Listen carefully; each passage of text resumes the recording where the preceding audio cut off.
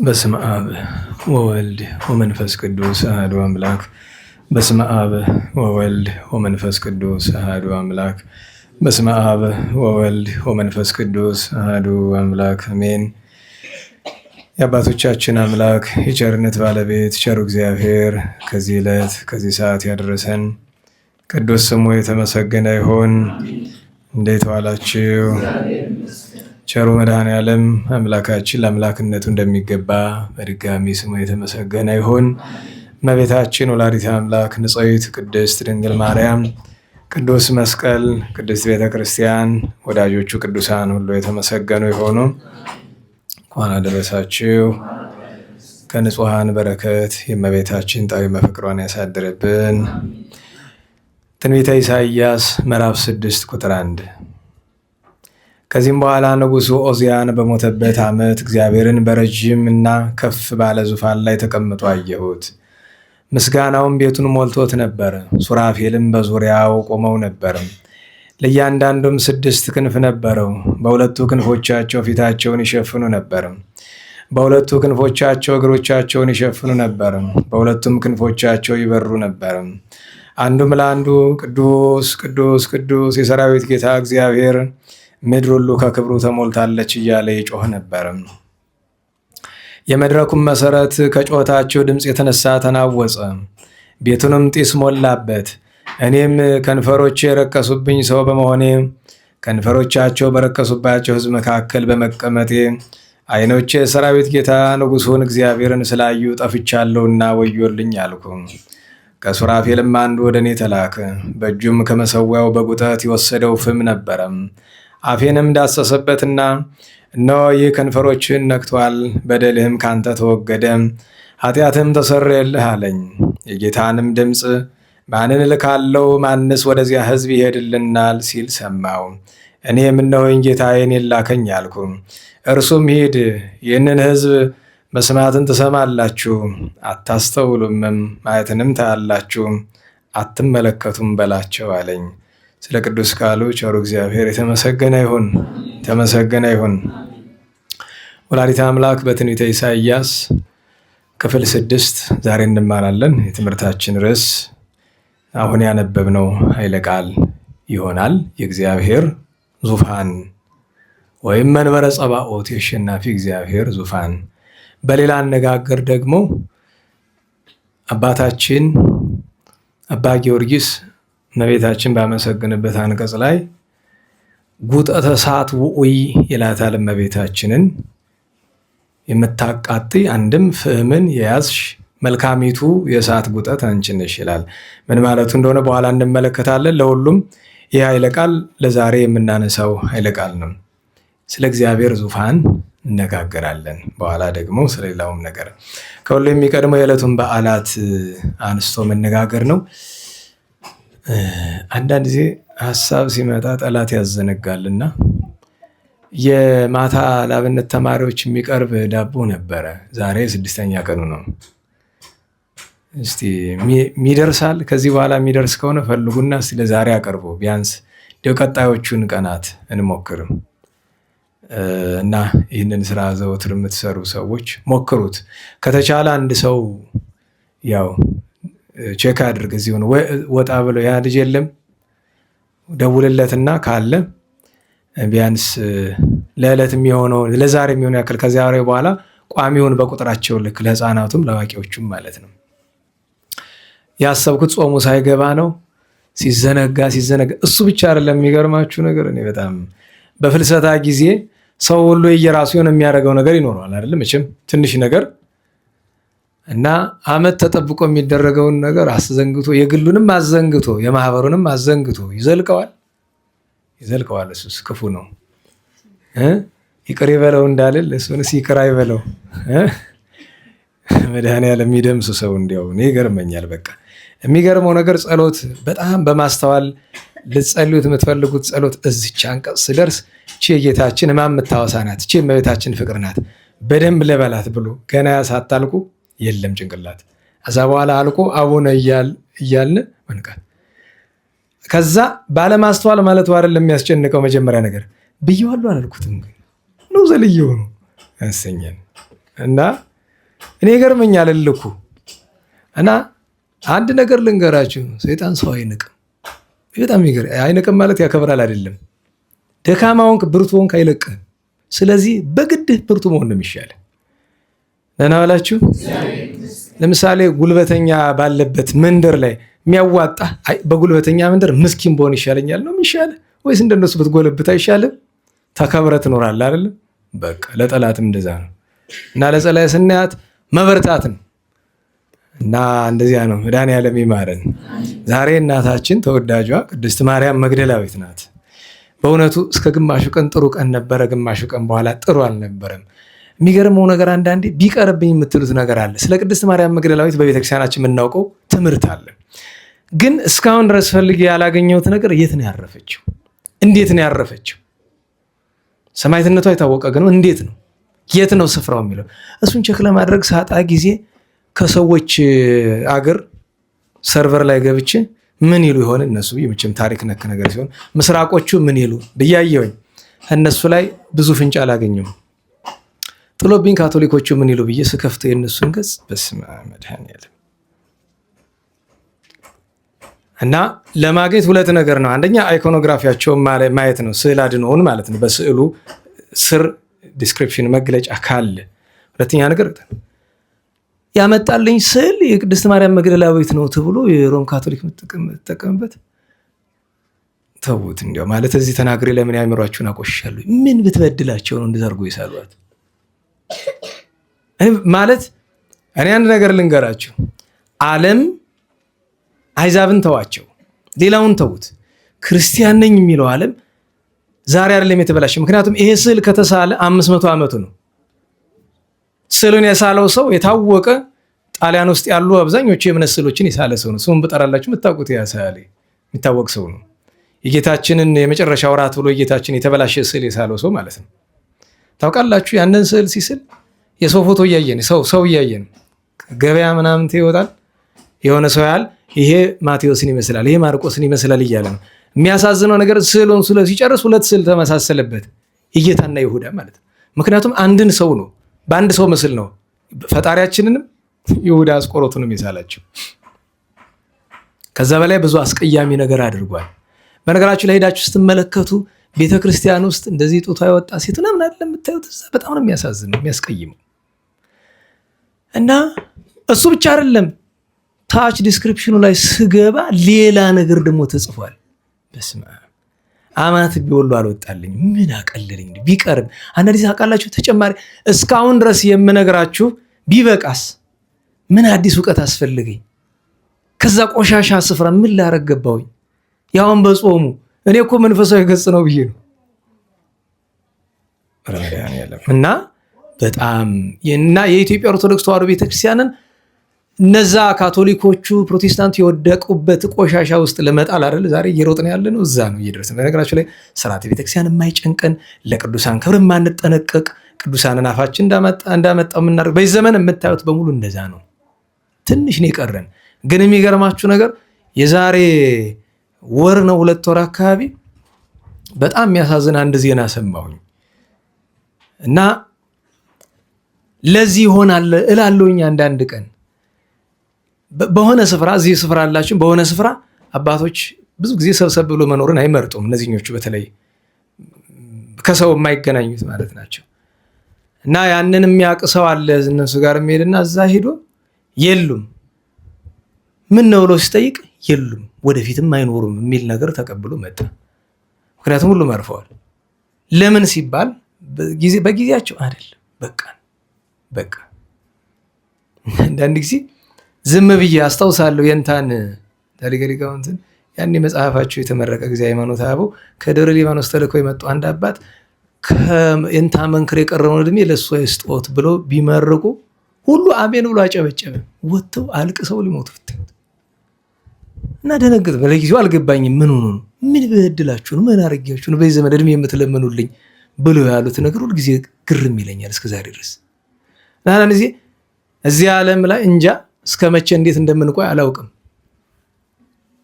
ሁላችንም በፈቃድ እግዚአብሔር ነው የምንኖሩ። መቼም የሚያኖር እድሜ የሚሰጥ እና ዝም ብዬ አስቤ፣ ምክንያቱም የአስቀያሚ ነገር እዛ ቦታ ያለው።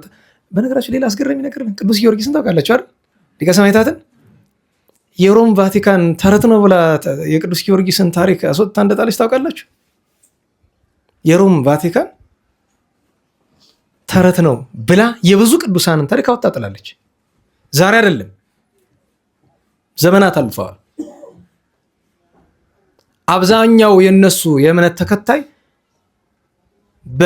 በየዋህነት በምናምን ሲያደርገው ታዩት ይሆናል እንጂ ቅዱስ ጊዮርጊስ እንደ ሰማዕት እንደ ቅዱስ አታምንም። ሚት ይያል አይደለም እንደ ሌጀንድ ነው ብላ ከቅዱሳን ስም ዝርዝር አስወጣዋለች። አሁን ያላትን አቋም አላውቅም። በታሪክ እንደዚህ አይነት ታሪክ አላት። ይህን ያደረገው የሮም ፖፕ ስሙ ይታወቃል። የአንደኛው ዓለም ጦርነት አካባቢ የነበረ ሰው ነው፣ ከ100 ዓመት በፊት ማለት ነው። ነገኛ ምክንያቱም ነገ የሚጠብቀን እሱ ነው። በነገራችን ላይ እንድታውቁት የኢትዮጵያ ኦርቶዶክስ ተዋሕዶ ቤተክርስቲያን አብዛኛውን ቅዱሳን አወጥተው ለመጣል የተዘጋጁ ሰዎች አሉ። ቤተክርስቲያኗን መውረስ ሲባል ሰማላችሁ። ተዋሕዶ ምንድን ነው የሚፈልገው? መውረስ ነው አይደለም? ሲወርሱ ምን ነው የሚወርሱት? መዋቅሩን አይደለም? መዋቅሩን ከወረሱ በኋላ ከሚደረጉ ነገሮች መካከል አንዱ እሱ ነው እና ትንሽ ይከብዳል። በነገራችን ላይ ስትናገር የተቀረጸውን አንዳንድ ካቶሊክ ሐሰት ነው ምናምን ነው የሚላቸው። ሄድና ገባና ጉግል አድርገው ምን አስጨነቀ? እና በጣም ለኛ ነው ለነሱ አይደለም። እኔ ያፈቀዳቸውን ቢያደርጉ እኔ እግዚአብሔር ለሚጠይቃቸው ነው ምን እና ዛሬ ግን አይደለም። ይሄ ብልሽት የመጣ በጣም ቆይቷል። በጣም ብዙ መቶዎች ዓመታት ቆይቷል። ደጋግሜ የምነግራችሁ ነገር አለ አይደለም? በወርልድ ሂስትሪ ላይ ዳርክ ኤጅ የሚባል አለ አይደል? የሚገርማችሁ ነገር ክርስቲያኑ ነው በየዩኒቨርሲቲ ያለው ኦርቶዶክስ ነኝ ብሎ በየዩኒቨርሲቲ ሂስትሪ ታሪክ የሚያስተምሩ ሰዎች አሉ። እነሱም ሲያስተምሩ ዳርክ ኤጅ ብሎ ነው የሚያስተምሩ። ቻሌንጅ የማድረገው ከቻለ ዳርክ ኤጅ ምን ማለት ነው? ጨለማ ዘመን ነው አይደል? ጨለማ ዘመን የሚሉት ምን ነው? ክርስቲያን የነበሩበትን ዘመን እኮ ነው። እስከ 15ኛው መቶ ክፍለ ዘመን በዚህ በእነሱ የዚህ የኢንላይትመንት መነሻ ከሚያደርጓቸው ሰዎች መካከል መሳሴ ነጋሊሊዮ ጋሊሌን ታውቃላችኋል? ነጋሊሊዮ ነኮፐርኒከስ ምናምን አሉ አይደል? 15ኛው ክፍለ ዘመን መጨረሻ አካባቢ ልብ በሉ። እስከዛ ዘመን ድረስ ያለው እስከ 14ኛው እስከ 15ኛው መቶ ክፍለ ዘመን ድረስ ያለው ዳርክ ኤጅ የሚባል እኮ ሌላ በምንም አይደለም። ጨለማነቱ ክርስቲያን ስለነበሩበት ነው። እዚህ በፊት ነግሬያችሁ የለ ክርስትናን ጠልተው ለማጥፋት ፈልገው ስላልሆነ የነበራቸው አማራጭ ምንድነው? ክርስትና የሚመስል ክርስትናን የሚያጠፋ ሴክት መመስረት ነው። እሱ ምን ይባላል? ፕሮቴስታንቲዝም ማለት። አንድ ሰው እንዴት ፕሮቴስት የሚባል ነገር እምነት አለ? ተቃውሞ የሚባል እምነት አለ? እንዴት ዋላችሁ? ተቃውሞ የሚባል እምነት አለ? እንዴት ዋላችሁ? ሰው በሚያመልከው አካል ይጠራል እንጂ የተቃውሞ እምነት አለ እንዴ? እገሌን መቃወም እንዴት እምነት? በነገራችሁ ላይ እስልምናን መቃወም እምነት ይሆናል? ነገሩኝ እንጂ ቡዲዝምን መቃወም እምነት ይሆናል? አይሆንም እኮ። ክርስትናን መቃወም እምነት አይደለም። ሰው የሚያምነውን ነገር ነው እንጂ መያዝ ያለበት። ፕሮቴስታንት ብሎ እምነት አለ? ለዚያ ነው በ16ኛው መቶ ክፍለ ዘመን የተነሱት እነዚያ ሁለት ሾዎች በአውሮፓ ውስጥ የነበሩት። አንዱን ታውቁታላችሁ፣ ማርቲን ሉተር፣ ሌላኛው ደግሞ ሁለተኛው ሾህ ነበረ። እነዚህ ሰዎች ክርስትናን መውጊያ መሳሪያ። ምክንያቱም እነዚህ ሰዎች አይደለም አሁን ሰው አንዳንድ ነገር አይገባንም። በነገራችን እንዴት ዋላችሁ? አንዳንድ ግለሰቦች አሉ አይደለም የሆነ አደባባይ ወጥተው የሆነ ነገር የሚያደርጉ ሰው እነሱን ነው የሚያይ፣ ከጀርባ ያለውን አካል አያይም። ያን የሚያስደርጋቸውን ለምሳሌ ከማርቲን ሉተር ጀርባ የጀርመን አሁን ጀርመን የምትባለው ሀገር በዛ ጊዜ አሁን እንደምናውቃት አይነት አይደለችም፣ ግን እዛ የነበሩ ሰዎች ናቸው። እዛ የነበሩ ስውር ኃይል አለ።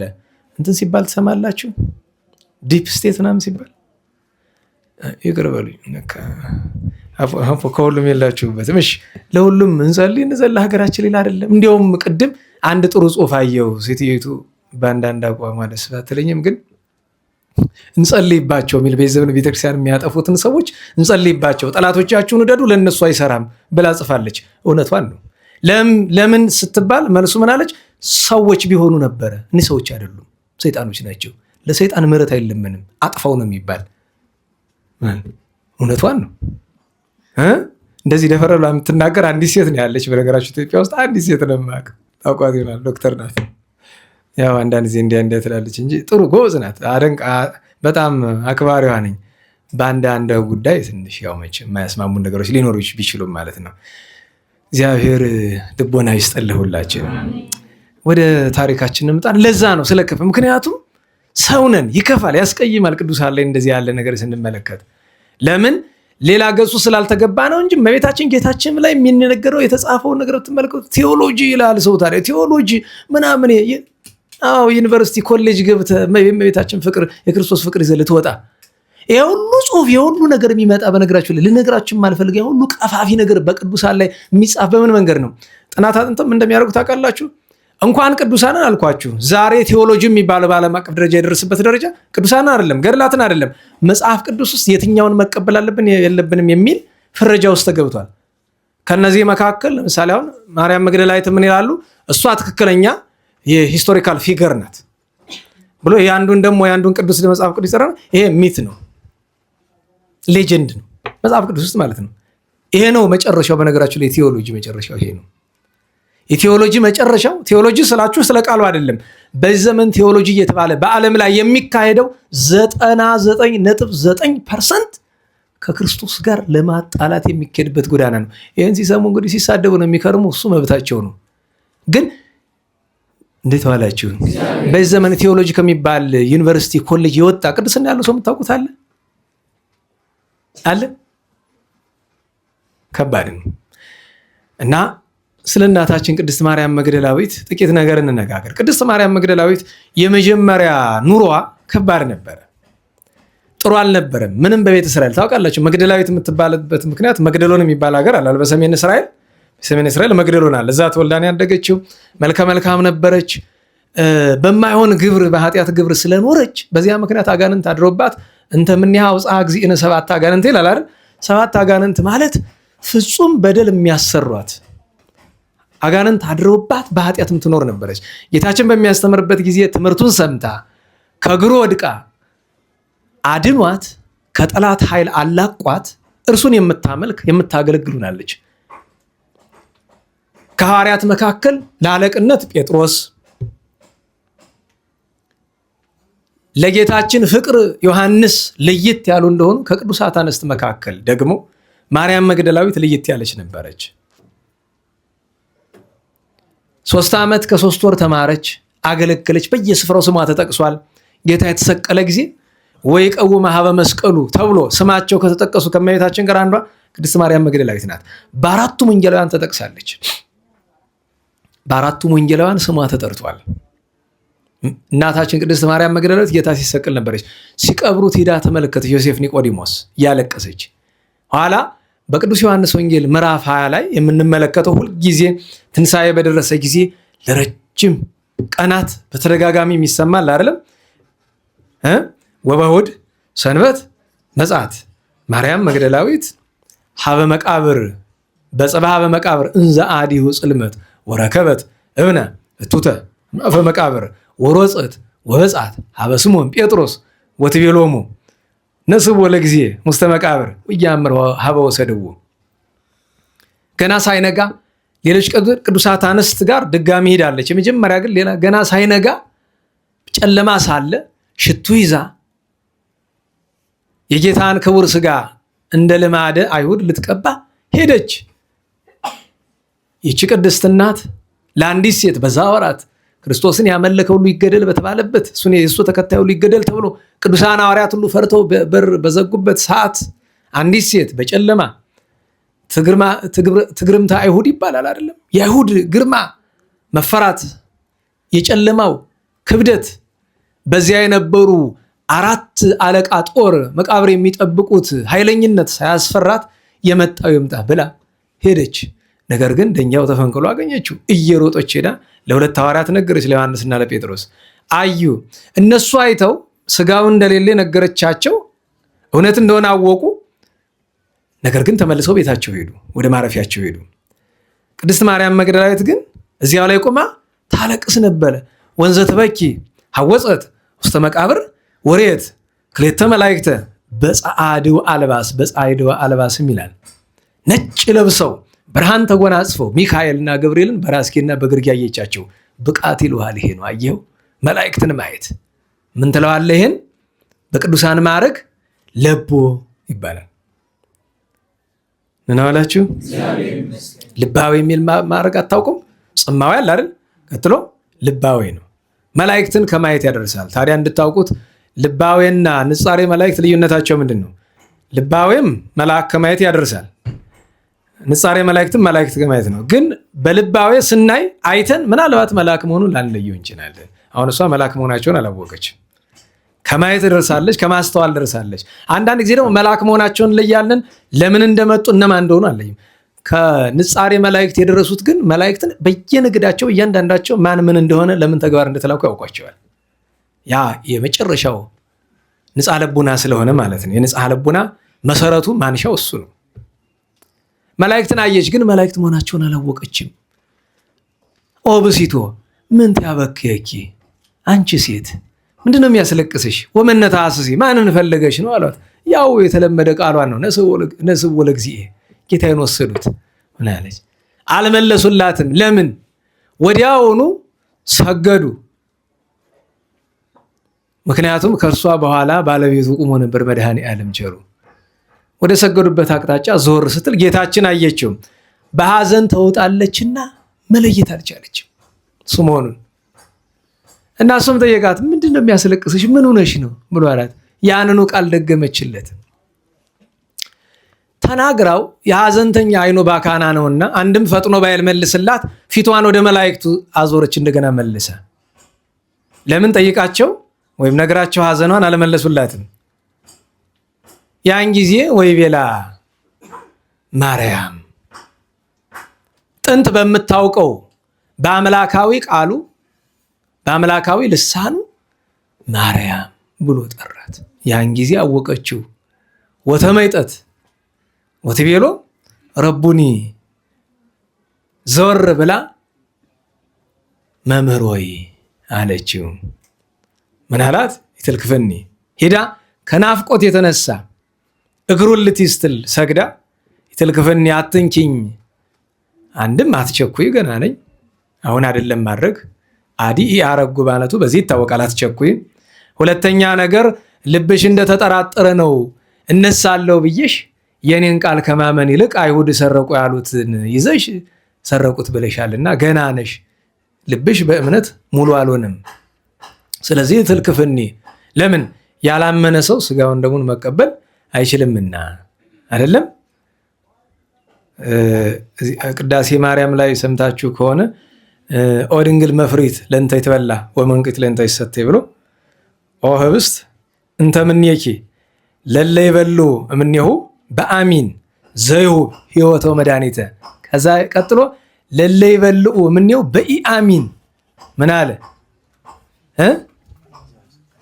ጽኑዑቱ ዘይትየክ እብን አድማስ ኃያል አይደል የሚለው። ኋላ ግን ለደሙ ጠቅሶ ዘያሰክር ወያተነትን ወያወድቅልና ወይስክ ኃጢአት እይንት ድገት ኃጢአት። አያችሁ፣ የማያምን ሰው ስጋውን ደሙን መቀበል የለበትም።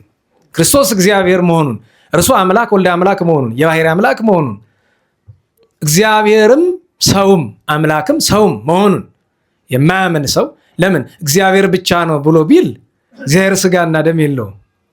ሰው ብቻ ነው ብሎ ቢል ደግሞ የሰው ስጋ መብላት ኃጢአት ነው፣ ነውር ነው፣ አረመኔነት ነው። ስለዚህ ነፍስ የተለየው መለኮት የተዋሃደው ቅዱስ ስጋ ክቡር ደም ነው የምንቀበለው።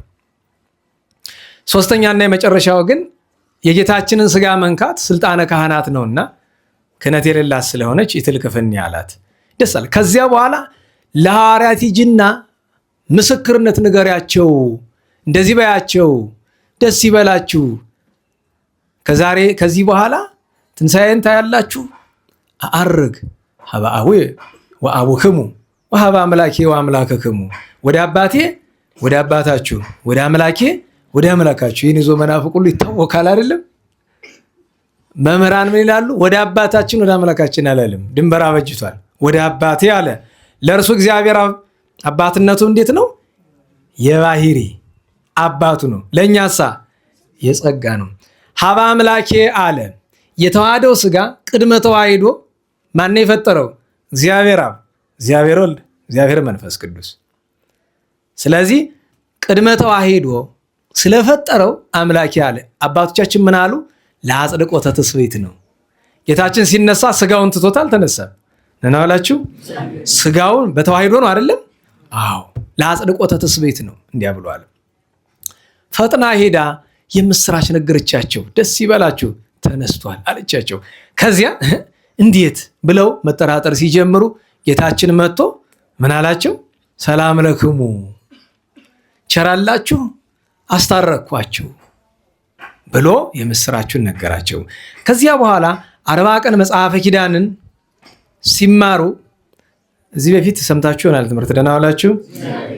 ትምህርተ ኅቡዓትና ኪዳንን ጌታችን ለደቀ መዛሙርቱ ሲያስተምራቸው የጠየቁ ሳሮቹን ወደዚህ ብታረጓቸው እኮ ይቀላል። ይኸው ክፍት ቦታ አለ። ምክንያቱም ወደ እሱ ተጋበሉ ልጆች፣ መቼም ምክንያት አታጡ። እንደ በቀደሞቹ እንዳትሆኑ። ደግሞ በነገራችሁ ላይ ቀደም ካስወጣኋቸው በኋላ ጥሩ ነገር አልተሰማኝም። ያው መቼም አንዳንዴ ከምንረበሽ ብዬ ነው እንጂ አንዳንድ ጊዜ ተደረገው ነገር ትክክል ሆነም አልሆነም የሚወቅሳችሁ ኃይለ ቃል አታጡም አይደል? መጽሐፍ ምን አለ? ሕፃናት ወደ እኔ ይመጡ ዘንድ እና የሚገስጽ ኃይለ ቃል አናጣም።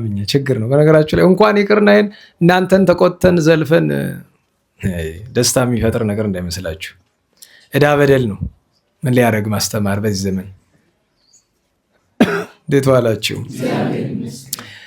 እና ትምህርተ ኅቡዓትን መጽሐፈ ኪዳንን ጌታችን እንዲያስተምር ከጠየቁት መካከል ዋና ተጠቃሾቹ ቅዱሳት አንስት ናቸው። እነዚህም ሜልቴዲና ቤርዜሊ እና ማርያም መግደላዊት ናቸው ይባላል። ቅድስት ማርያም መግደላዊት ናት። አንተ የምታርቅ ከሆነ ቤተክርስቲያን በምን ትተዳደር ጌታዬ? ኧረ ስርዓት ስራልን ብላ ስርዓት አዋቂ ናት። እና ይህንን አብነት አድርገው በ40 ቀን ጌታችን ባርኳቸው አረገ። በ50ኛው ቀን መንፈስ ቅዱስ ሲወርድ ቅድስት ማርያም መግደላዊት ተቀበለች። እግዚአብሔር ቋንቋ ገለጠላት። ከዚያ አስተውላችሁ ከሆነ ግብረ ሐዋርያት ምዕራፍ 6 ላይ አገልግሎቱ እውክ ሲል በአንዳንድ መቼም ይሄ ከአሕዛብ ምድር በመጡ ሴቶችና እዚያው እስራኤል በነበሩ ሴቶች መካከል ሁከት ተነስቶ እያለ ሐዋርያት ጉባኤ አድርገው እኛ እኮ የእግዚአብሔር ቃል ስለ እናንተ እንጀራ ስለ ማዕድ እኮ እኛ ልንነጋገር አይገባንም። ስለዚህ ለዚህ ጉዳይ እናንተ 8000 ማህበር የሚመሩ 7 ሰዎችን ከእናንተ መረጡ ተብሎ 7 ምኖች ተመረጡ። ቅዱሳን ዲያቆናት ተመረጡ አይደል? ቅዱስ እስጢፋኖስ መሪ ሆኖ በዚህ ወቅት መጽሐፍ ቅዱስ ላይ ስላልተጻፈ እንጂ ቅዱስ እስጢፋኖስ ሊቀ ዲያቆናት ሲሾም ከቅዱሳት አንስትም እንደዚሁ 7 ዲያቆናውያት ሴቶች ተመርጠው እንደነ ዲዮኒስ ያሉ የነሱ ሰብሳቢ ሆና እግዝእት ወላ አንስት ሊቀ ዲያቆናዊት ከመባል ይልቅ እግዝእት ወላ አንስት የሴቶች የቅዱሳት አንስት እመቤት ወይም ኃላፊ ሆና የተሾመች ቅዱስ እስጢፋኖስ 8000 ሲመራ ከሱ ስር ሆና ሴቶችን የምትመራ የነበረች እሷ ናት። ኋላ እንደገና ሐዋርያት መንፈስ ቅዱስን ጠየቁ። ሰው ናቸውና በ2 ቀንም በሉ በ3 ቀንም በ40 ቀንም በሉ ሊመገቡ ሲሉ ምግብ ያስፈልጋል። ምድራዊ ምግብ ማን ይስራ ተብሎ መንፈስ ቅዱስ ማንን መረጠ? ቅድስት ማርያም መግደላዊትን። የዚህ ማዕረግ መገለጫ ዮሐንስና ጴጥሮስ በመጨረሻ ሐዋርያት ተበትኖ በአንድነት ማህበር መቁረስ ካቆሙ በኋላም እየተከተለች በማስተማር ብቻ ሴቶችን በማስተማር ታግዛለች። እንደገና ዮሐንስ ወልደ ነጎድጓድን በእስያ ቅዱስ ጴጥሮስን በሮሜ አገልግላለች ይባላል። እዚህ በፊት ነግሬያችኋለሁ። ዛሬ ጸሪቀ መበለት ተብሎ እሑድ የሚደረገው ነገር ማንሻው እሷ ናት ይባላል አይደለም? ነና ዋላችሁ። ሐዋርያት መከራ ከደረሰባቸው በኋላ የሚመገቡት ስለማያገኙ እየለመነች ነበረ የምታዘጋጅላቸው ይባላል ቅድስቲቱ እናት። እና ለክብሯ መገለጫ መንፈስ ቅዱስ ተጎድታ ስለነበረ በጣም አካሏ ተጎድቶ ስለነበረ በአገልግሎት በሁሉ ነገር እንግዲህ ጾሙ ጸሎቱ ምኑን ጨመራችሁ አስቡት። በጣም ተጎድቶ ስለነበረ አንድ ቀን ማዕድ ተመግበው ያተረፉትን መንፈስ ቅዱስ መልአከ እግዚአብሔር ልኮ ወሰደው። በሚቀጥለው ቀን ያንኑ እያሟላ መጥቶላቸው እንዲያ የበረከት ማዕድ ብዙ ጊዜ አጋፔ ሲባል ትሰማላችሁ አይደለም?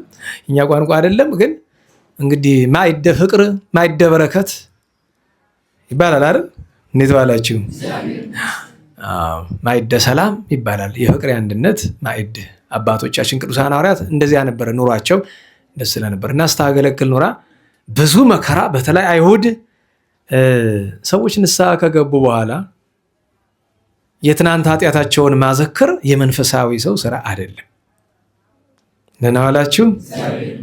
ሰዎች ታውቃላችሁ፣ እኛ ብዙዎቻችን እኔን ጨምሮላችን በትናንቱ የሆነን ሰው ለማሸማቀቅ መሞከር ከባድ ነው። ንስሐ ከገባ ሰውን ትናንቱን እንኳን ማዘከር ከተገባ የትናንቱን ነገሩን ካልተወ ነው። አሁንም እንደ ትናንቱ ከሆነ እየኖረ ያለ ተው እንጂ ያሰኛል። አለያ ትናንት እኮ እንዲህ የነበረው ነው ማለት ከባድ። በእርግጥ በዚህ ዘመን ዘፋኝ የነበሩ አርቲስት ምናምን የሚባሉ የነበሩ ሰዎችን ቤተክርስቲያን ያመጧቸውና ንስሐ ላይ ያስገቧቸው መስሎና አመጣው መድረኩ ላይ ያስቀምጧቸዋል። እሱን እንቃወማለን። አንድን ሰው ዘፋኝነቱን ሳይተው ወደ ቤተክርስቲያን ጨርሶ ማታመጣው መጀመሪያ ነገር። በነገራችን ላይ ዘፋን ቤተክርስቲያን መምጣት አይችልም አይደለም። ነገር ግን ዘፈኑን ለመተው ካልሆነ በቀር ትናንት ነው በቀደም ነግራችኋል አይደል? ኃጥአን ቤተክርስቲያን የማን ብቻ ናት ብለናል? የቅዱሳን ብቻ አይደለም? አልሰማችሁኝም? ንገሩኝ እንጂ ቤተክርስቲያን የማን ብቻ ማደሪያ ናት? የቅዱሳን ብቻ ናት። ታዲያ ኃጥአን ቤተክርስቲያን እንዳይመጡ ይከለከላል? አይከለከሉም። ነገር ግን መምጣት ያለባቸው ምን ለመሆን ነው? ለመቀደስ ነው። ለመቀደስ ደግሞ ከነዛው ያንኮተታቸውን አይ ኃጢአቱንም እፈልገዋለሁ ቤተክርስቲያንን እፈልጋታለሁ ማለት አይቻልም። ከተሆኑ እንዲያ ነው እየተደረገ ያለው ነገር። ያ ደግሞ መጥፎ ነገር ለትውልዱ የማይሆን ማስታወቂያ ሲሰሩ የኖሩ ሰዎችን ኃጢአት የሆነውን ተግባር ሲያስተምሩ ሲያለማምዱ የኖሩ ሰዎችን ከነዛው ግብራቸው ቤተክርስቲያን አምጥተስታመጣ ለትውልዱ ምን ለመንገር ነው። ያነሱ የሚያደርጉት ነገር ጥሩ ነው ምሳላቸው። አንድም ይሄ ቤተክርስቲያን እድሜ ልኩ እንደዚህ ሲጠና የኖረውን መድረክ ሳሰጠው እነዛን ሰጣቸው መድረክ ለማግኘት ዘፋኝ ሆኜ ኃጢአት ሰርቼ እንደ ልቤ ሆኜ መምጣት አለብኝ ማለት ነው። ዝነኛ ሆኜ ካልመጣሁኝ መድረኩ አይሰጠኝም ማለት ነው እኮ። ትርጉሙ እኮ እንደሱ ነው። በነገራችሁ ላይ በመጀመሪያ ደረጃ መድረክ የካህናት ነው። ደጋግሜ ተናግሬያለሁ። ክህነት የሌለው ሰው ወደ ምሕረት አይወጣም። ደህና ዋላችሁ? እንዴት ዋላችሁ? መድረክ ውስጥ መለከቱት ከፍ ያለ ነው አይደለም? ንገሩኝ። ለምን ይመስላችኋል ከፍ ያለ? ሰውየው በደንብ እንዲታይ መስሎ ነው? እስቲ እንደው ቤተክርስቲያንን ተመልከቷት። ለምሳሌ ከአጸዱ አውደ ምሕረቱ ከፍ ይላል አይልም? ተናገሩ። ከአውደ ምሕረቱ ቅኔ ማህሌት ከፍ ይላል አይልም? ከቅኔ ማህሌት ቅድስት ከፍ ይላል አይልም? ከዚያ ቀጥሎ መቅደሱ አይደለም? ከመቅደሱ መንበሩ ከፍ አይልም? ለምን ይመስላል? ማዕረግ እኮ ነው። አየህ፣ ለመሳለም ልትወጣ ትችላለህ እንጂ ሰው በተሰበሰበበት መካከል እዛ ስትወጣ እንደምትበልጥ ለራስ መንገር ነው። ከዛ ካለው የምበልጥ ነኝ። በምን ነው የምትበልጠው? ካህን የሆነ እንደሆነ በክህነቱ ይበልጣል። ዲያቆን የሆነ እንደሆነ እንደ ማዕረጉ እንደ ደረጃ ይሆናል። ክህነት የሌለው ሰው ወደ ምሕረት ምንድን ነው የሚያደርግ? በተለይ ሰንበት ተማሪዎች፣ እኔ እዚህ ሰንበት ተማሪ የሚማር ሰው አሁን እንኳን በዚህ ሰዓት አይኖሩም። እነሱ ግን ተናገር ያለው የሚሰሙ ከሆነ ጠላት ጨርሶ ሰብል ሳያደርጋቸው አዝመራው ሳያደርጋቸው ቢጠነቀቁ ጥሩ ነው። ጨርሶ አዝመራ ሊያረጋቸው ነው። ምክንያቱም ከተመደመደ ከተዘራ በኋላ ስር ከሰደደ በኋላ ይበቅላል፣ ግንድ ቅጠል ያወጣል፣ አበባ ፍሬ ያወጣል። ከዛ በኋላ ጭራቅ ማለት ነው። እዚያ በኋላ እና የጠላትን ነገር ገና ከስሩ በትንሹ ነው መንቀል። አይታችሁ ከሆነ ለምሳሌ ዋርካ ታውቃላችሁ አይደለም? ገና እንደተተከለ በአመቱ በ6 ወሩ መንቀል ቢፈልጉ እነዚህ ህፃኖች አይነቅሉትም? ተናገሩ እንጂ። ካደገ በኋላስ ችግርም እንደዛ ነው፣ መከራም እንደዛ ነው፣ ስራ ጥሰትም እንደዛ ነው። እግዚአብሔር የእናታችን የቅድስት ማርያም መግደላዊትን በረከት ያሳድርብን። ሰዓቱ ሄዷል። ሌላኛዋ እናታችን ዛሬ ዓመታዊ በዓሏ ያከበርንላት ቅድስት ኢየሉጣ ናት። ባለጸጋ ነበረች። በቂሳርያ ቀጰዶቅያ ቅዱስ ባስልዮስ በመንበረ ጵጵስናው እያለ ዝናዋን ሰምቶ በጣም አድንቋታል። ስሟንም በግጻዌ እንዲጻፍ ያደረገ እሱ ነው። ሀብታም ነበረች፣ ባለጠጋ፣ በድንግልና የምትኖር ገና ወጣት ናት። ወላጆቿ ያወረሷትን ንብረት ጣዖት የሚያመልክ ሰው ወሰደባት፣ በግፍ ቀማት። ለዳኛ ልትከስ ስትል ሄዳ አስቀድሞ ለዳኛው ምን አላት? እቺ ልትከስ የምትመጣው ክርስቲያን ናት አሉ። እያችሁት ክርስቲያንነት በራሱ ወንጀል ነበረ። ዛሬም እንኳ ታውቁታላችሁ አይደል? ክርስቲያን ነኝ ማለት ወንጀል ነው። ዛሬም እኮ የትም ስፍራ ክርስቲያን ነኝና ደግሞ ሌላ የምታውቁት አንድ የሆነ ስም አለ ደግሞ እሱን ሁለቱን ማለት ኦርቶዶክስ ነኝና የሆነ ስም ከጠራ ወንጀለኛ ነው። ራሱ ወንጀሉ ማለት መጥራት አያስፈልገኝም። ይገባችኋል? በቃ ነኝ ካል ካበቃልን። አገር ውስጥ ብቻ አይደለም የትም ብትሄዱ ዜና ሲሰራ አያስገርማችሁ? የሆነ ቦታ 3 ሰው ተገደለ፣ ጠቅላላ ዜና ይሆናል። በእኛ አካባቢ የሆነ እንደሆነስ ምንም ጭራሽ አምነስቲ በለው፣ ሂውማን ራይትስ ዎች በለው፣ ዩናይትድ ኔሽን በለው፣ ሌላ የተቀራቅምቦ አንድ ሰው ሞተ፣ የሆነ በጎርፍ አንድ ሰው ተወሰደ ተብሎ ዓለም ዜና። የኛ ሞት ኦርቶዶክስ ከሆንክና ያ ደግሞ የምታውቁት ሁለተኛውን እሱን ከሆንክ ሞት ለዜናነት እንኳን አይበቃም። ኋላ ወደ ቤቷ ተመለሰችና ክርስቲያን መሆኔ ነው ወንጀሉ። ታዲያ ይሄ ምድራዊ ገንዘብ አሁንስ ተከራክሬ ባስመልሰው ሌላስ ነገ ይቀማኝ የለ ሰው የማይቀማው ንብረት ምን አለ ብላ ስታስብ መንግሥተ ሰማያት ክርስቶስ መድኃኔዓለም። በቃ ሄደችና ከዳኛው ፊት ቀርባ ምን ፈለግሽ አላት። ክርስቲያን ነኝ አለችው። መደበቅ ምናምን የለም ነው። እሳት አስነድዶ እሳት ውስጥ ነው የጣላት። በዚያ ነው ሰማዕትነት የተቀበለች። ቅዱስ ባስልዮስ ገድሏን ጽፎ በግጻዊ አካቶ ያው ዛሬ ድረስ እንድናውቃት አድርጓል። ቅድስት ኢየሉጣ ሁለተኛይቱ ኢየሉጣ እሷ ናት። ከዚያችኛይቱ ኢየሉጣ በ50 ዓመት አካባቢ ትዘገያለች በሰማዕትነት። የ50 ዓመት ልዩነት ነው። ቅድስት ኢየሉጣ የቂርቆስ እናትና ይችኛይቱ ኢየሉጣ ዘቂሳርያ የ50 ዓመት ነው ቢበዛ ልዩነታቸው። እግዚአብሔር በረከቷን ያሳድርብን። ታላቁ አባ ሲኖዳን ያገለገለ የገነዘ የቀበረ አቡነ ሲኖዳ ከክርስቶስ ከመድኃኒታችን ጋር ሲያወራ የዓይን ምስክር የነበረ ታላቁ አባ ወይጻ የደብረ አባ ሲኖዳ ሁለተኛው አበምኔት። እንደገና ዛሬ እመቤታችን በመውደድ የምናውቀው ምናኔ መንግስት ኢትዮጵያዊ ጻድቅ አቡነ ኢዮስያስ ዓመታዊ ባላቸው ነው። ኢዮስያስ ማለት የአፄ አምደ ጽዮን ልጅ ናቸው። ንጉሱ አምደ ጽዮን በአንድ ጎኑ ከቅዱሳን ጋር በአንዳንድ ነገር ተጣልቶ የማይሆን ነገር ውስጥ ገብቶ ነበረ። ግን ደግሞ ለእመቤታችን ለእግዚአብሔር ደግሞ ፍቅር ነበረው። የሚገርማችሁ ነገር ታውቃላችሁ አይደል? በአፄ አምደ ጽዮን ዘመነ መንግስት ኢትዮጵያ ከፍ ያለ ገናናነት ላይ ነበረች። ምክንያቱም ጫፉ ምን ነበረ? የኢትዮጵያ ምስራቃዊ ግዛት ህንድ ውቅያኖስ ነበረ። ሞቃዲሾ አታውቁም? አዎ፣ ያን ስም ያገኘችበት ወቅት ነው። የዛን ጊዜ እመቤታችን የድንግል ማርያም ቤተክርስቲያን ሁሉ ሰርቶባት ነበረ። መድኃኒት ነበረ። ይሄ በተለይ ምስራቁን የኢትዮጵያ ክፍል እስከታች እስከ ደቡቡ ድረስ ውርስ አድርጎት የነበረውን ወደ 13ቱ ሱልጣኔት ታግሎ የገታቸው እሱ ነው። ምክንያቱም የዛግዌ ሥርወ መንግስት የነገስታቱ ቅድስና እንዳለ ሆኖ ሀገሪቱ ግን በዙሪያ በሙሉ በአሕዛብ ተወራ። ሀገሪቱ ሞላላ ቅርጽ ይዛ ነበር። ነገራችሁ ላይ በአራት አቅጣጫ እንደዚህ ተወራ ነበር። ነገስታቱ ወደ ቅድስናው ስለሆነ የሚያደሉት፣ በዚያ ላይም ደግሞ በእርግጥ ጦርነት ደግሞ ሲበዛ ከባድ ነው። በተለይ ቅድስናን ለሚመርጡት አባቶች ያንን ክብሯን የመለሰው የነበረውን የኢትዮጵያ ነገር በመጠኑም ቢሆን የመለሰው አምደ ጽዮን። ይሄ ሰው ሚስቱ ጽዮን ሞገሳ ትባላለች። ከሷ ዘንድ የወለደው የመጀመሪያ ልጁ መራሴ መንግስቱ ኢዮስያስ ነው። ኢዮስያስ ብላ ስም ያወጣች እመቤታችን ድንግል ማርያም። ጥር 6 ቀን የተወለዱት ጻድቁ የተወለዱ ቀን እመቤታችን መታ ከአራስነት አቅፋ ተሳልማ ትንቢት ተናግራ ስም አወጣ ሄዳለች። በ40 ቀናቸው ክርስትና ሲነሱ ክርስትና አባቱ ነው ያነሷቸው። ታላቁ አባት ገብረ ናዝራዊ ናቸው። ደገኛው ጻድቅ የክርስትና አባታቸው። ከዚያ በኋላ አድገው መንግስቱ ረስ ሲባሉ እምቢ ብለው ጠፍተው፣ የሚገርመው ነገር በዘመናቸው ከእጃቸው የማይለዩት መቋሚያ ነበረቻቸው። ያቺ መቋሚያ የማን መቋሚያ ናት? የአቡነ ተክለ ሃይማኖት። አቡነ ተክለ ሃይማኖት ለማን ሰጧቸው? ለአቡነ መጸሎተ ሚካኤል። አቡነ መጸሎተ ሚካኤል ለማን ሰጡ? ለአቡነ ኢዮስያስ።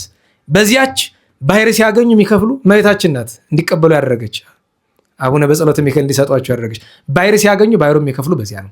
ሙታንን ሲያገኙ በዚያ በትር ነው። መስቀል አላት ከላይዋ ላይ በትሯና በዚያ ነው የሚያስነሱ የነበረ። እመቤታችን በጣም ስለሚወዱ ቅዱሳን መላእክት ሲያገኟቸው ሰላምታቸው እንደዚህ ነው።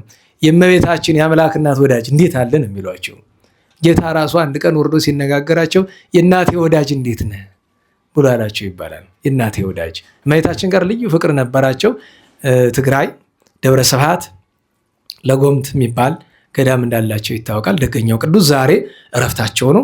ምናኔ መንግስት ናቸው። የሁሉንም በረከት እግዚአብሔር ያሳድረብን። የትምህርታችን ርዕስ ምን ነበረ? እግዚአብሔር ዙፋን መንበረ ጽባዖት መንበሩ ለእግዚአብሔር። እንግዲህ አጭር ታሪክ ልንገራችሁ። መጀመሪያ እየተነጋገርን ያለነው ወላዲተ አምላክ በትንቢተ ኢሳይያስ ነው። ቅዱስ ኢሳይያስ በነቢይነትና በመምህርነት ከተሾመ በኋላ ንጉሠ ነገሥት የነበረው የወቅቱ የእስራኤል ንጉሥ የነበረው ወይም የይሁዳ ንጉሥ የነበረው ኦዚያን ነው። ኦዚያን ማለት እንደናላችሁ የኢዮአታም አባት ነው፣ ወይም ደግሞ የአካዝ አያት ነው፣ ወይም የሕዝቅያስ ቅድመ አያት ነው።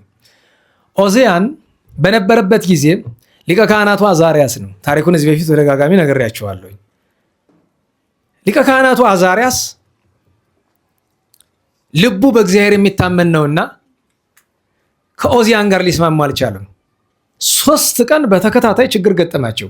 የመጀመሪያው ቀን ሄዶ በቀኙ ተቀመጠ። በቀኝ መቀመጥ ትርጉሙ ታውቃላችሁ። ለምንድነው በቀኝ የተቀመጥክ ብሎ አለው። ካህን ነበር በየማነ ንጉሥ ይልብሃል፣ በዘካርያስ ያለውን ኃይለ ቃል ማለት ነው ይልብሃል ብሎ በመጽሐፍ ቃል ረታው፣ በኃይለ ቃል ረታው።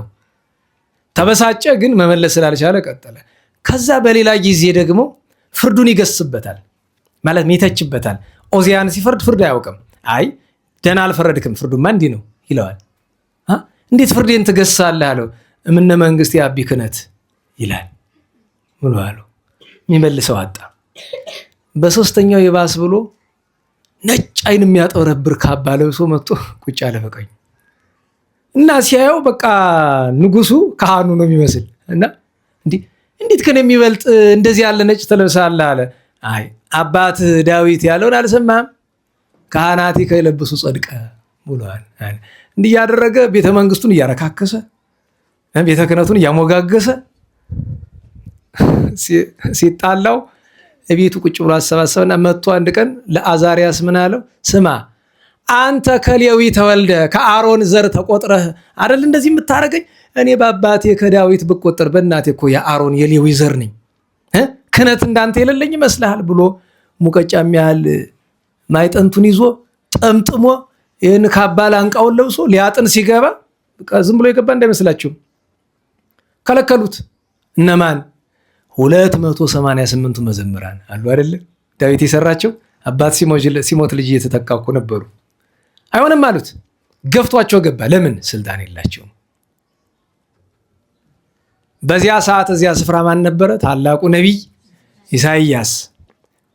ሲሆን ወዳጅነት ይቀርብኛል፣ ሲከፋ ደግሞ ከላይ አንገቴን ከታች ባቴን ይቀጣኛል ብሎ ዝም አለ። ከውስጥ ገብቶ ማይጠንቱን ከቤተ መቅደስ ገብቶ ማይጠንት ሲያጥን ይሰቅታሬው መጥቶ ግንባሩ ላይ ቢያርፍ ለምጽ ወጣ። ሰው አይይብኝ ብሎ በሻሽ ቢጠመጥሞ ከሻሽ ላይ ለምጥ አስቡት እንግዲህ ለምጽ ሻሽ ላይ ወጣ። እስራኤላውያን እንኳን በመቅደሳችን በከተማችን ለምጻም አይኖርባትም ብለው ወስደው ዘጉበት። ከተማ ውጭ ለምጻሞች የሚኖርበት አለ።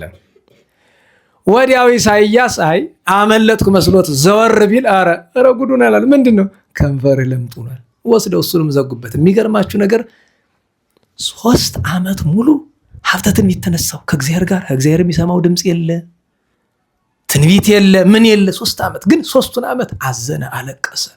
ጌታዬ ሰውን ፈርቼ ሰውን አክብሬ ያንተ ትእዛዝ ሲጣስ ዝም ብዬ አይቼ ተጎዳው እያለ የ3 ዓመት እንባውን ተቀብሎ እግዚአብሔር ቀደም ሲል ያያችሁትን ነገር እግዚአብሔር ገለጠለት።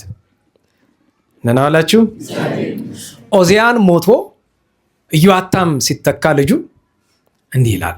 ከዚህ በኋላ ንጉሱ ኦዚያን በሞተበት ዓመት አለ ያላችሁ። በሞተበት ዓመት ማለት ትክክል ያቺ የሞተባት ግን አይደለም። ኦዚያን ሞተ፣ ተቀበረ። ከዚያ ማን ተተካ? ኢዮአታም ተተካ። እግዚአብሔርን በረጅምና ከፍ ባለ ዙፋን ላይ ተቀምጦ አየሁት። እንግዲህ ወምዝ በዓመተ ሞተ ኦዚያን ንጉስ ሬክዎ ለእግዚአብሔር እንዘ ይነብር ዲበ መንበሩ ብሩህ ወነዊህ። ልብ በሉ እንግዲህ ስለ እግዚአብሔር ዙፋን አይደለም የምንነጋገር፣ ስለ እመቤታችን ድንግል ማርያም ነው። መጀመሪያ ስለ እግዚአብሔር ዙፋን ሲነግረን ምን ነገረን? 2 ነገር አይደል? የመጀመሪያው አንደኛ ምንድነው አለ? እንዴት ዋላችሁ? ምንድነው አለ? ረጅም ነው። በመጠን አልነገርም። ይሄን ያህል ሜትር ኪሎ ሜትር ብሎ አልተለካም። ረጅም ነው። መጠኑ የማይለካ ያክል ረጅም ነው። ሁለተኛ ምን አለ? ብሩህ። ምን የተመላ ነው?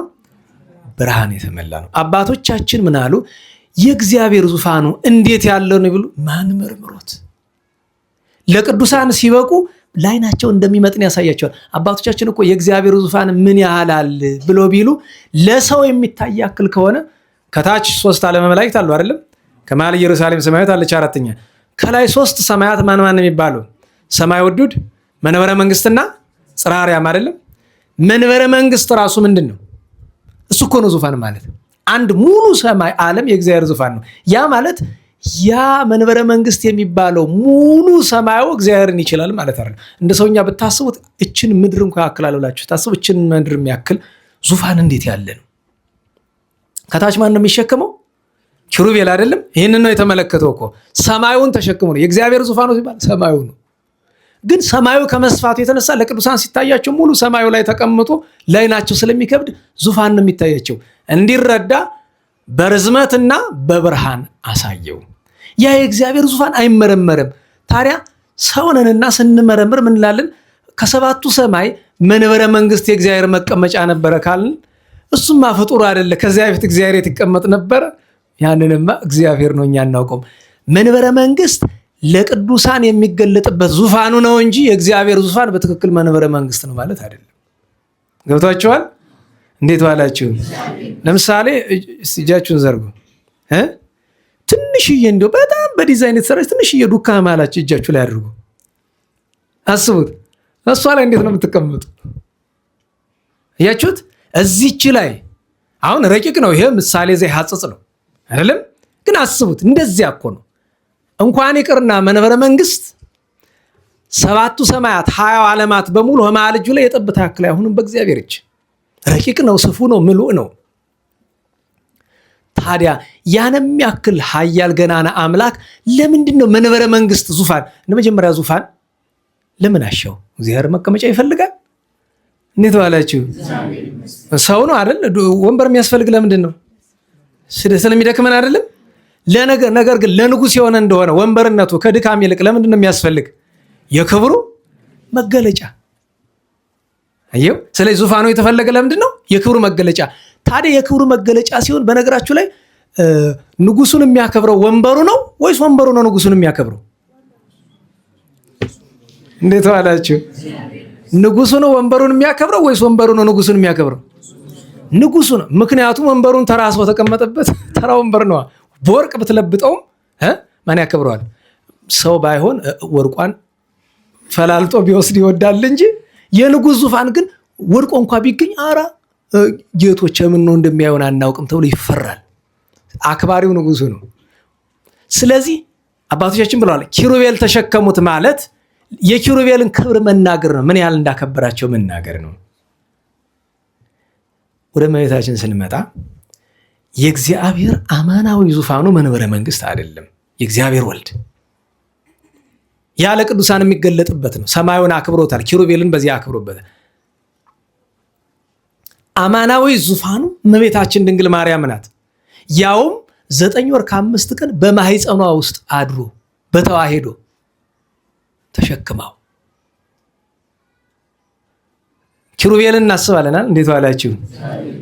ኪሩቤል ተሸክመው እያለ ምን አለ? በሁለት ክንፋቸው ምን ሸፈኑ? ንገሩኝ እንጂ። ኧረ በሞቴ እመቤታችን ሸፍና ነበረ። በሁለት ክንፋቸው ምናቸውን ጋረዱ? እግራቸውን። አስቡት። እንዲያክል ኪሩቤል ሱራፌል የሚፈሩትን የሚያመሰግኑትን በማህፀኗ 9 ወር ከ5 ቀን የተሸከመችው እመቤታችን ክብሯን ማን መናገር? ምን ቋንቋ፣ ምን አንደበት፣ ምን ልሳን መናገር ይችላል? ነቢዩ ግን የእግዚአብሔርን ዙፋን ምንድን ነው አለ? ረጅም ነው አለ። ረጅም ነው። ረጅምነቱ እስከ ሰማይ። አባቶቻችን ለምን ተርጉመውታል? አንደኛ እመቤታችንን ማርያም ስንል ከትርጉሞቹ አንዱ ማርያም አርያም ማለት ልዑል ማለት ነው አይደል? ማርያም ማለት ምን ማለት ነው? ልዕልት፣ ገናና መሆኗን፣ ልዕልት መሆኗን፣ ከፍጥረት ሁሉ ከፍ ያለች፣ ከሰው ብቻ አይደለም ከመላእክትም ከሰማያትም ከፍ ያለች መሆኗን መንገር ነው። ልዕልናዋን መንገር ነው። ረጅም አንድም ረጅም ነገር ከላይ ላለ ቅርብ ነው አይደለም? ንገሩኝ። ለእግዚአብሔር ቅርበቷን አማላጅነቷን መንገር ነው። ሌላ ምን ነገረን? ብርሃን አይደል? ብሩህ ብሎታል። እመቤታችን ድንግል ማርያምን እመ ምንድን ነው የምንላት? እመ ብርሃን፣ ብርሃናዊት እናት፣ የብርሃን መቅደስ። አስቀድሞ እኮ እመቤታችንን ምሳሌነቷን በስነ ፍጥረት በኢየሩሳሌም ሰማያዊት መካከል ላይ ማንን አድርጓል? በቅዳሴ ማርያም ሀዳፊ ነፍስ ያለው ታቦት ዘዶር። ዘዶር ማለት ነው ዘብርሃን፣ ታቦት ዘብርሃን፣ የብርሃን ታቦት ናት እመቤታችን። ታቦት ማለት ማደሪያ ማለት አይደለም? የእግዚአብሔር ዙፋን እና ያ ዙፋን እመቤታችን ናት። ታዲያ ያ ዙፋን በዙሪያው ማን ነበሩ? 24ቱ ካህናተ ሰማይ። እንደገና ማን ተሸክመውታል? ኪሩቤል አታደንቁም? በሰማይ ኪሩቤል የተሸከሙትን እግዚአብሔር ወልድን 40 እንስሳ እመቤታችን ሰው ሲሆን በዘኮንኪ ላይ አለ አይደለም? ነና አላችሁ ዘኮንኪ ላይ ያመጣዋል አይደል? ወደ መናተ ብርሃን ወሩኪ ሊቃነ መላእክት ወሰራዊተ መላእክት ወደሱኪ አይደል? እዚያ ቀጥሎ ኪሩቤል ወሱራፌል ዘይኮነ ምስባቲሆሙ ዘውስተ ሰማያት አራምጡ ተራዱ ወይም ስብሐቲሆሙ ዘትካት አይደለም እና በሰማይ እና በማኅፀነ ማርያም አዩት። በነገራችን ላይ የሚያስደንቀኝ ነገር እመቤታችን ጌታን ስትጸንሰው ኪሩቤል አብረው ገብተው ነበረ ለመሸከም። አይመረመርም ይሄ እና እዚያ በማኅፀነ ድንግል አይተውት አምላካቸው እስቲ እንፈልግ ብሎ በሰማይ ሲመለከቱ እዚያም አለ በማኅፀነ ማርያም አለ። ረቂቅ ነገር ነው። ለዚያ ነው አይደለም ስብሐት ለከ እግዚአ ኩሉ በሰማያት የሁሉ ጌታ በሰማያት ክብር ላንተ ይሁን ብለው ዋዲ ርእዩኪ በውስተ በዓት እንደገና ደግሞ በዚያ በጎል ታቅፈሽ አየሽ ወይ ቤሉ ሰላም በዲበ ምድር። እሱ ሌላው የሚያስደንቀው ነገር 24ቱ ካህናተ ሰማይ እየዞሩ ምን ያደርጉ ነበር? ያመሰግኑ ነበር። ቅዱስ ቅዱስ ድንግል ታጸንን መንገለ ከርሳ ይላል አለ መጽሐፍ። እመቤታችን ድንግል ማርያም ወይ ጸሎት እያደረገች ወይ ተግባር ይዛ እያለ ምስጋና ትሰማለች። ከወዴት ነው ብላ ስትሰማ ከየት ነው የሚሰማት? ከማኅፀኗ ነው። ታጸንን መንገለ ከርሳ ወደ ሆዷ ወደ ማኅፀኗ ዘንበል ብላ የሱራፌል የካህናተ ሰማይን ምስጋና መንበረ እግዚአብሔር ናትና ምስጋናውን ትሰማ ነበረ። ምስጋናውን እመቤታችን ድንግል ማርያም ካህናተ ሰማይ ከዚያ አደገው ምን ይላል? መድረኩ እስኪናወጽ ድረስ እመቤታችን ለአንድ መነኩሴ ያለችው ነገር ነው። በዛው ተአምረ ማርያም ጠቀስ እናደርግ ሰዓት ስለሄደብን እንዴት ዋላችሁ? አንድ መነኩሴ ነበር እመቤታችን በጣም የሚወዳት እና ከመውደዱ የተነሳ እየጾመ እየጸለየ እየሰገደ ደስ አሰኛት እና ግን አንድ ነገር ነው የሚለምናት እንደ አባ ጊዮርጊስ እንደ እዝራ እንደ ቅዱስ ያሬድ ጽዋ ልቦና ጠጪኝ ነው የሚላት። ሌላ ልመና የለውም ይህንን የሚል እና አንድ ቀን ልመናውን ሰምታ መጣች። ደስ ይበለው ወዳጄ መጣሁ አለችው። ደስ አለው። እስቲ ለምነኝ ምን ትሻ አለችው። ጽዋ ልቦና አጠጭኝ፣ ምስጋና ሲገለጥልኝ ድርሰት ልደርስልሽ ፈልጋለሁ አለ። እመቤታችን አይሆንም እንደሱ አለችው። ምን ነው እመቤቴ፣ ያንተ እድል ፈንታ ገድል ነው፣ ንጽህና ነው። አሁን የጀመርካት ነገር ያችኛይቱ ለማግኘት ላይ የጀመርካት ነገር የበለጠች ናት። እችን ነው ልጅ የወደደልህ፣ እሷን አጥብቅ ያይቅርብህ አለችው። የለም ያን ነው የምፈልግ እኔ፣ አንቺን ማመስገን ነው የምፈልግ። ክርክር እንደው ልታባብለው ሞከረች። ኧረ ተው ትለው እምቢ አለ ድርቅ ብሎ። መቼም ደግሞ አንዳንድ ጊዜ ችግር አይደለ ሰው መብቱን ሲያገኝ እድሉን ሲያገኝ ኋላ መጨረሻ መልአኩን ጠራች። ጽዋ ልቦናውን አምጣ አለች። መጣ። በቁጣ ነው ግን ይኸውልህ መጠጣት ትችላለህ፣ ነገር ግን ከኔ ለዘላለም ከኔ ጋር እድል ፈንታ ጽዋ ተርታ፣ ከኔም ብቻ አይደለም ከልጄም ጋር የለም። የፈለግከውን ነገር ይግለጥልህ እንካ፣ ከኔ ጋር ግን ደንግጦ እንደ ሻሽ ተነጸፈ። እኔ እኮ አመስግኘሽ ደስ ላሰኝሽ ፈልጌ ነው። ደስ የሚለኝንማ እኮ ነገርኩ። ልጅ የወደደልን ትተህ በራስ ፈቃድ ከአንቺ የተለየው ምን ያደርግልኛል? ይቅርብኝ፣ ሁሉ እችን ያዝኳትን ይዤ እሄዳለሁ አለ። ያዘች። የዛን ቀን አንድ ነገር ነገረች። እስኪ ቀና በላለችው። ቀና አለ። ካህናተ ሰማይ ሲያመሰግኑ አየው። ሱራፌል ኪሩቤል 99 ነገደ መላእክት የሚያመሰግኑኝ ነኝ። ያንተ ምስጋና ለእኔ ምን የሚጨምርልኝ ይመስልሃል? ይህን ያክል አጥብቀህ የምታስቸግር አለችው ይባላል። ቅዱስ አትናቴዎስ በቅዳሴው ምን አለ? የሱራፌልን ምስጋና ይደምጽ ከመሟግደ ባሕር ይላል። እንደ ክረምት ማዕበል እንደ መብረቅ ነው እኮ ምስጋናቸው የሚሰማ። መጽሐፍ ምን አለ? ዶሮ ሌሊት 10 ሰዓት ላይ የሚጮህ ለምንድን ነው? ወም ድምፀ ክነፊሆሙ ለሱራፌል ይነቁ ዶሮ ይላል አይደለም? የሱራፌል ሲያመሰግኑ ሌሊት ክንፋቸው ስለሚማታ ያንን መስማት የሚችል በምድር ከቅዱሳን በቀር ማን ነው? ዶሮ ነው። ለአንድ አዳር ዶሮ መሆን ቢከብድም ያለ መስማት የዶሮ ጸጋ አየው። እግዚአብሔር እኮ ስጦታው ልዩ ልዩ ነው። ያስገርመኛል። ዶሮ ያ ነው። ሱራፌል ናቸው የሚቀሰቅሱት ይባላል። እነሱ ድምፅ ነው የሚቀሰቅሰው። ግን የዘንድሮ ከተማ ዶሮ ተበላሽቷል። ያው 6 ሰዓት ተነስተ ብልጭ ብታደርገው መብራትን ይላል። ዶሮ አምነን አይሆንም በዚህ ዘመን። ዶሮ የተካ ምንድነው በዚህ ዘመን? አላርም አየህ፣ አላርሙን ማጥፋት ትችላለህ፣ ዶሮን ግን ማጥፋት አትችልም። ግዴት እነሳት ነው የሚል እሱ ዝም ብሎ መጮህ ነው። እንዴት ዋላችሁ? ተአምሯንም በዛው ጠቀስ እናደርግ ብዬ ነው። እና የእግዚአብሔር ዙፋን 24ቱ ካህናተ ሰማይ የሚያመሰግኗት ቻሰል ደግሞ መድረኩ ይናወጽ ነበር ያሉ ነው። ከመማግደ ባህር ያለው ኋላ ደግሞ እየዞሩ ቤቱ ምን ሞላለ? ጢስ አይደል? ጢስ ምንድን ነው? የእግዚአብሔር ክብር ነና ዋላችሁ።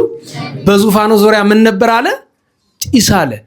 ሁለት ነገር ያጠይቃል። አንደኛ አታስታውሱም? ሰሎሞን ቅዱስ ሰሎሞን መቅደሱን ሰርቶ ከጨረሰ በኋላ ሊጸልይ ሲገባ ቤተ መቅደሱ በምን ሞላ? በጭስ ሞላ አይደለም? የዛን ጊዜ ካህናት መንቀሳቀስ እንኳ አቃታቸው ይላል። ለምን? የእግዚአብሔር ክብር ወደ መቅደሱ ወረደ እና ያ የሞላው ጢስ አንደኛው ክብር ነው። በእመቤታችን ዙሪያ የእግዚአብሔር ክብር ምን ያህል በነገራችሁ ላይ እርስ በርስ መታየት እስኪያቅት ድረስ በዙሪያ ይህን ያክል ከቧት ይኖራል እመቤታችን። ሁለተኛ ነገር ጢሱ ከምንድን ነው የሚወጣ? እንዴት ዋላችሁ? ከምንድን ነው የሚወጣ? ንገሩኝ እንጂ። ከጽና አይደለም? ጽናው ከምንድን ነው የተሰራ? ወይም ምንድን ነው ጽናው? የምንድን ጽና ነው? የወርቅ ጽና። የማን ምሳሌ ነው? ማይጠንት የእመቤታችን ወርቅ ንጽህናዋ ቅድስናዋ አይደለም? አዎ። እሱ ብቻ አይደለም። 4ቱ ካህናተ ሰማይ በማይጠንታቸው የማንን ጸሎት ነው የሚያሳርጉ? የቅዱሳንን አይደል? አስተማስለኪ አንቀጸ ብርሃን ከማሁ በስለተ ስምኪ ያረጉ ስለቶሙ ለደቂቀ ጓለማያው እስተማደረ ስሉስ ቅዱስ አብ ወወልድ ወመንፈስ ቅዱስ። አዎ ያጣን የእመቤታችን የአማላጅነቱ የጸሎቷ ውኩፍነት መገለጫው እሱ ነው። ብዙ ያስተረጉማል። ሰዓት ይገድበናል እንጂ። እንዴት ዋላችሁ? አንዲት ነገርን ጨምር ወረድ ብሎ ይህም ምስጋና ካየ በኋላ ከታች ከሱራፌል አንድ ወደ እኔ ተላከ፣ ከፍም መካከል አንስቶ በጉጠት አቀበለኝ ይላል አይደለም? አባቶቻችን ሲተረጉሙ ምን አሉ? ሱራፊ መልአኩ የካህን ምን አላችሁ? ጉጠት የስልጣኑ፣ ፍም የስጋ ወደሙ ምሳሌ ነው። አንድም መልአኩ የዲያቆኑ፣ ጉጠቱ የዕርፈ መስቀል ለካህኑ ሲሆን ስልጣን ያለው ለምን? ካህናት ስጋ ወልደ አምላክን መንካት ይችላሉ፣ መላእክት አይነኩም። መልአክና ዲያቆን አይነካም። ይህ ማለት መልአክና ዲያቆንን ለማነጻጸር እንዳይመስልተው እንኳን መልአክ እዚህ የቆመው ዛፍ ጋር መናጸር አንችልም። በዚህ ዘመን ያለን እውነቴን ነው። ዘመን ያለ ዲያቆናት ነግሬያችኋለሁ እኮ በቀደም ነው ትናንት። ሰባኪ የዘመን ሰባኪ ምንድን ነን አልኳችሁ? ዘባቾች አይደለም። በዚህ ዘመን ያለን አብዛኞች ዲያቆናት ደግሞ ጥሩ ስማችን ልንገራችሁ። ሌሎቻችሁ ስለምትብሩ ዲያቆናት አብራችሁ በዚህ አብዛኞቻችን ምንድን ነን? ብላሽ በክ ይለዋል አይደለም? በክ ብላሽ እኮ ነው በዚህ ዘመን ያለ ዲያቆን። እኔ ዋናው እኔ ሆኜ ሁሉን ማለት አይደለም አብዛኛው ማለት ነው። ብላሽ እንዲሁ በክ ይለዋል መጽሐፍ።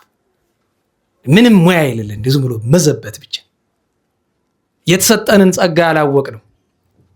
እና መልአኩ የዲያቆን፣ ጉጠት የዕርፈ መስቀል፣ ፍም የደሙ ምሳሌ አለ። ይኸው ግን ለጊዜያዊ ምሳሌ ነው። ፍጻሜው ምን አለ? አባ ጊዮርጊስ የጠቀሰውን ነገር ጠቀስ አድርገን ዛሬውን እንጨርስ። እመቤታችን ድንግል ማርያምን ካመሰግንበት አንቀጹ መካከል ማዛ ቅዳሴ የሚል አባ ጊዮርጊስን ታውቃላችሁ? እናውቃለን በሉ እንጂ ታውቃላችሁ? አታውቁም? ኧረ በሞቴ እንዴት ዋላችሁ? የአባ ጊዮርጊስ ዘጋስጫ ማዛ ቅዳሴ። ኧረ ወዴት ሄድክ? ሲፈልጉት አይገኝ። እንደው ቃል በቃል ላንብብላችሁ። ይሁን መጨረሻ ላይ ሀዳፊ ነፍሱ ላይ ሲያመሰግናት አቤት አቤት እኔ ገርመኛል። የአባ ጊዮርጊስን እመኛለሁ ማዛ ቅዳሴን ለመተርጎም በፍልሰታ ግን በረጅም ስለሆነ አይዘለቅም። ለምን? ሁለተኛው አንቀጽም አንደርስ ሀተታው ብዙ ስለሆነ እና መጨረሻ ላይ ሀዳፊ ነፍሱ ላይ እመቤታችን ድንግል ማርያምን ሲያመሰግናት እንዲህ ይላታል። ቅድም ካመጣ ነው ጋር ይሆናል። ጸልዩ ካለ በኋላ ዲያቆኑ ጸልዩ ብሎ ከዞረ በኋላ አንቲ ታቢም ኪሩቤል። አየህ ተርጉም እስቲ። ከኪሩቤል ትበልጫለሽ። ቅድም እኮ ተናግራለን። ወታቢም ወትትለዓለም ሱራፌል፣ ከሱራፌልም ትበልጫለሽ አለ።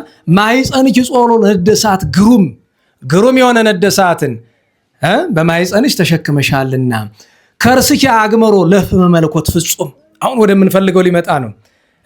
ማኅፀንሽ ፍጹም የሆነ የማይወሰን ፍመ መለኮትን ችሏል ተሸክሟልና አለና አብራክኪ ሀቀፋው ለዘይት ሜጠን ኑሁ ወስፉ። ወደ ግራ ወደ ቀኝ ይሄን ያህላል፣ ወደ ላይ ወደ ታች ይሄን ይመስላል ተብሎ ስፋቱ መጠኑ የማይታወቅን መለኮት በምንሽ አቀፍሽው አለ? ንገሩ እንጂ በክንድሽ። ከዚያ ቀጠለው ምን አለ? አኢዳዊኪ ገሰሳሁ ለዘይት ገሰስ መብረቀ ስብሐቲሁ።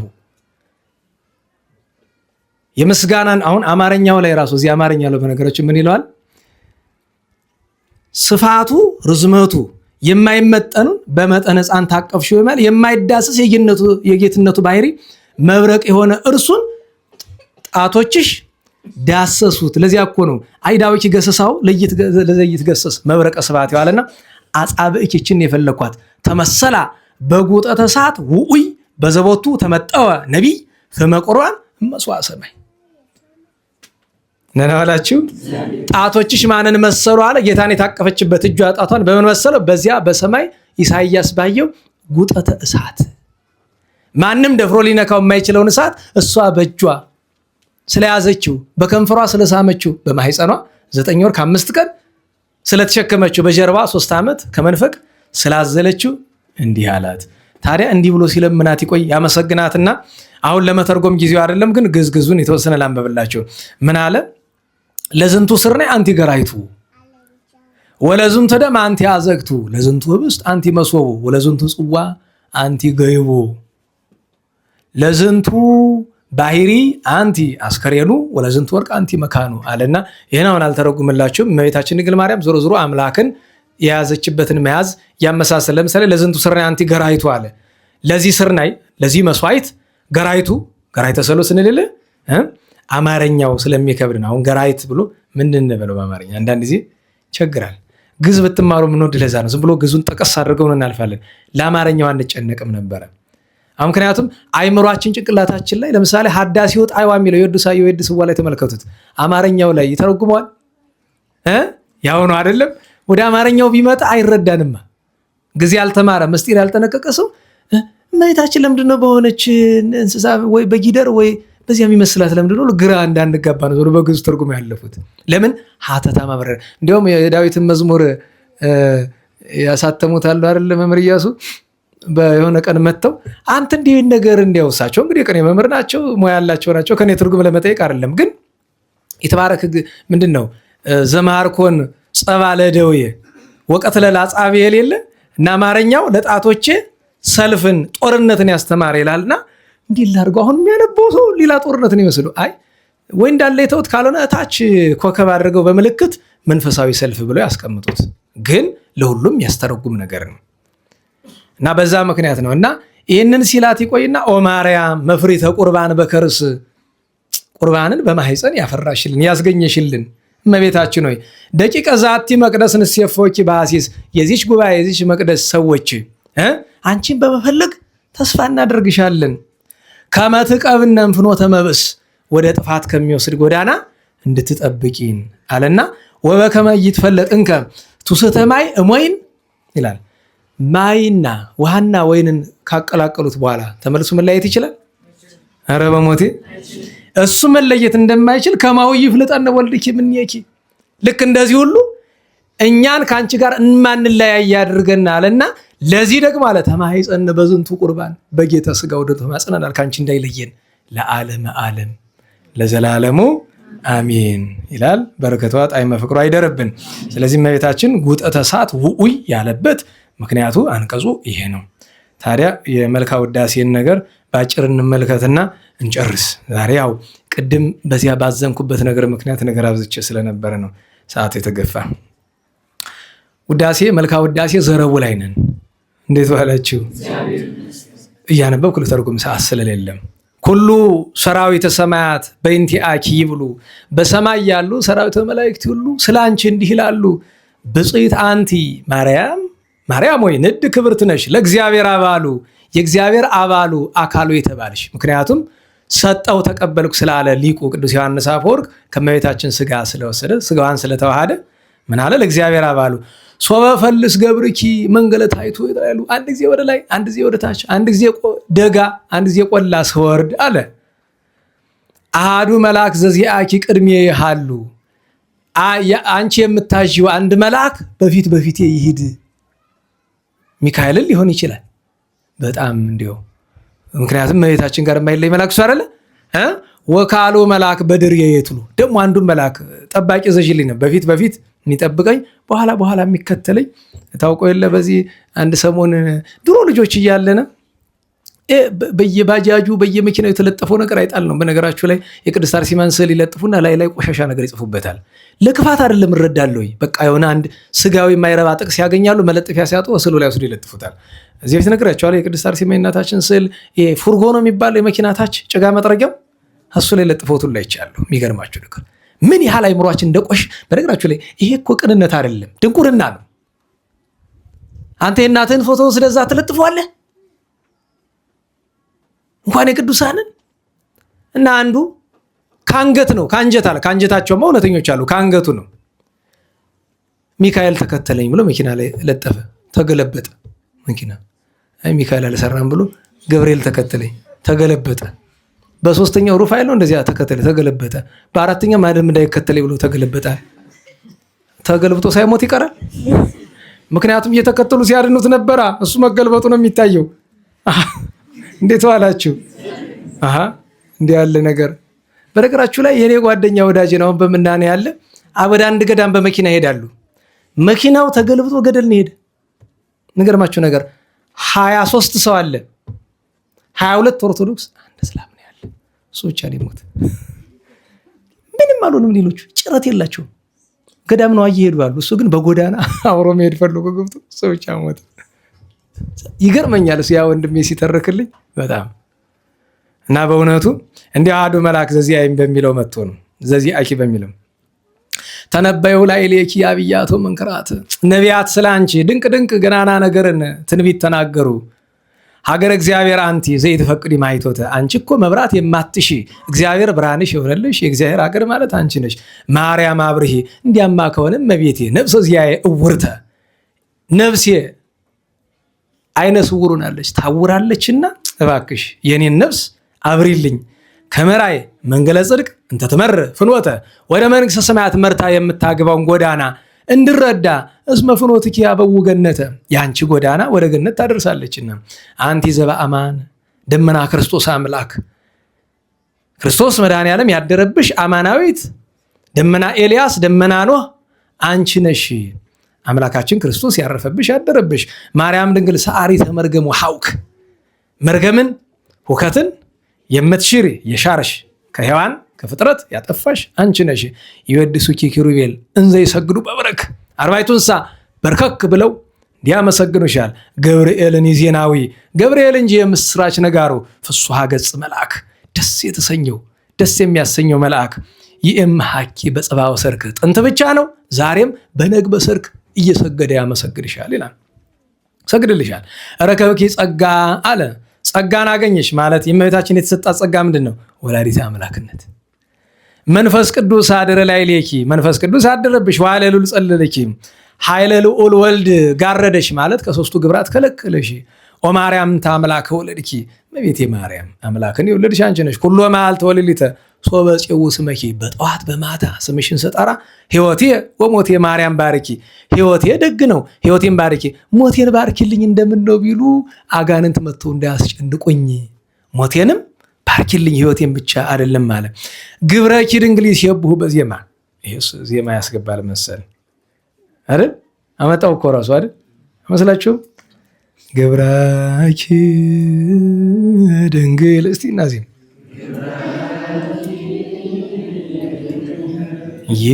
ይሴብሑ በዜማ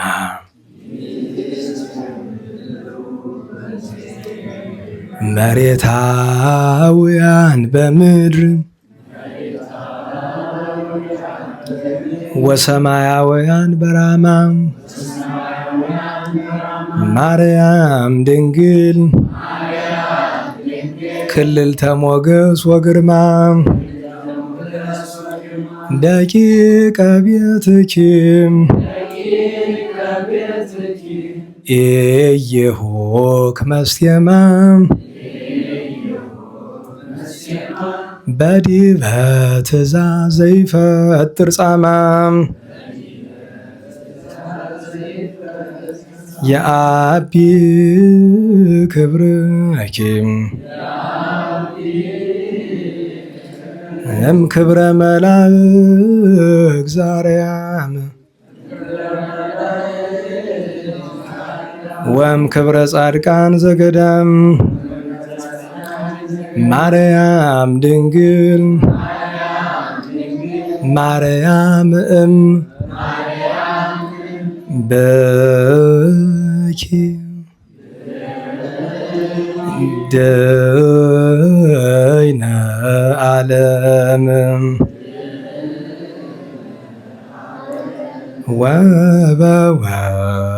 ወበወልድኪ ኮነ ሰላም።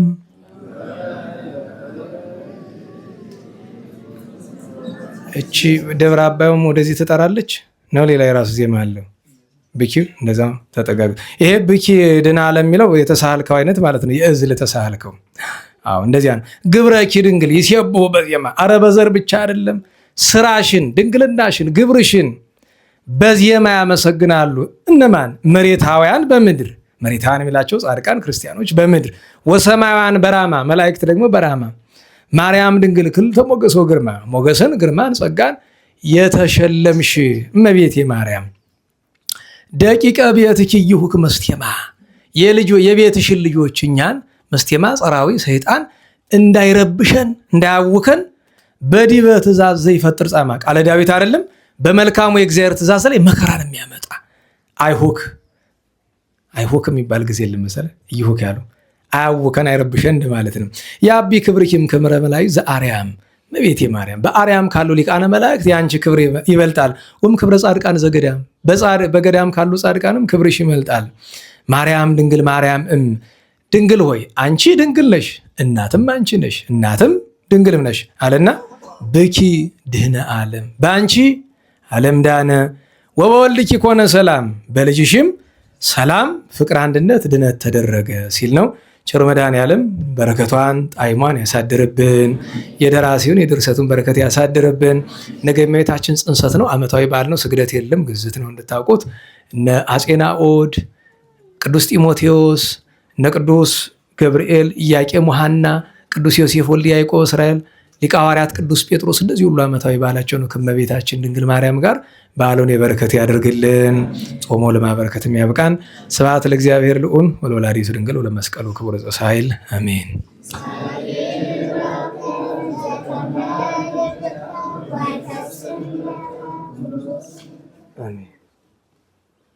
ሰዓት ስለሄደ በዚህ እንነሳ።